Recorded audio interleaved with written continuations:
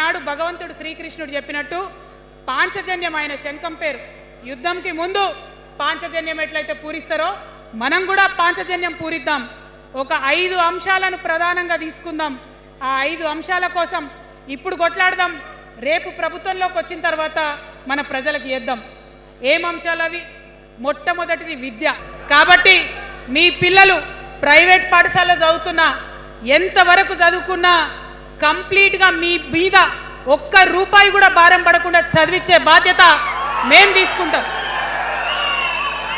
అది ప్రైవేట్ పాఠశాలలు కానీ, డాక్టర్ కానీ, ఇంజనీర్ కానీ, రాకెట్ సైంటిస్ట్ కానీ మన తెలంగాణ బిడ్డలు చదువుకుంటే ఒక్క రూపాయి కూడా పేద మధ్యతరగతి వాళ్ళ మీద భారం పడకుండా ఉచిత విద్యను అందించే బాధ్యత నేను నా తెలంగాణ బిడ్డల కోసం తీసుకుంటా అని ఈ సందర్భంగా తెలియజేస్తున్నా.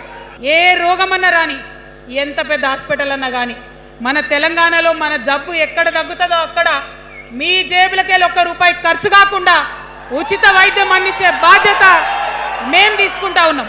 మన ప్రభుత్వం రాబోతా ఉంది. ఆ ప్రభుత్వంలో రైతే రాజు అనేటటువంటి నినాదాన్ని నిజం చేస్తాం. ప్రతి ఆఫీస్లో, అది ఎంఆర్ఓ ఆఫీస్ కానీ, కలెక్టర్ ఆఫీస్ కానీ, ప్రతి ప్రభుత్వ ఆఫీస్లో నేను రైతునని పోతే సపరేట్ కౌంటర్ ఉండాల్సిందే, కుర్చీ మీద కూసోబెట్టాల్సిందే, మీకు పని చేసి పెట్టాల్సిందేనని ఈ సందర్భంగా నేను తెలియజేస్తా ఉన్నా.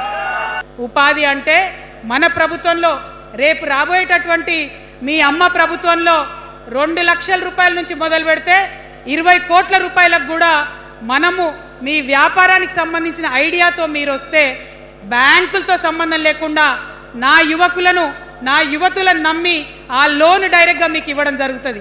ఎందుకోసం ఈ మాట చెప్తా ఉన్నా అంటే మన తెలంగాణ బిడ్డలకు మంచి సృజనాత్మకత ఉంది, ఆలోచించే శక్తి ఉంది, కష్టపడే తత్వం ఉంది.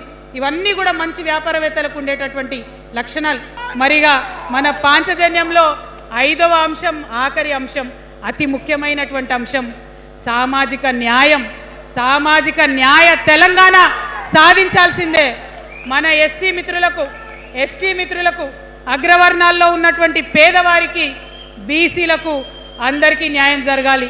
మా మైనారిటీ సోదరులు, మా ముస్లిమ్స్ కావచ్చు, క్రిస్టియన్స్ కావచ్చు, సిక్కులు కావచ్చు, అందరికీ కూడా న్యాయం జరగాలి. బీసీలకు సంబంధించి 50% రిజర్వేషన్ ఎమ్మెల్యేలలో, ఎంపీలలో వచ్చేంత వరకు కూడా కొట్లాడతామని కూడా ఈ సందర్భంగా తెలియజేస్తూ ఉన్నాను.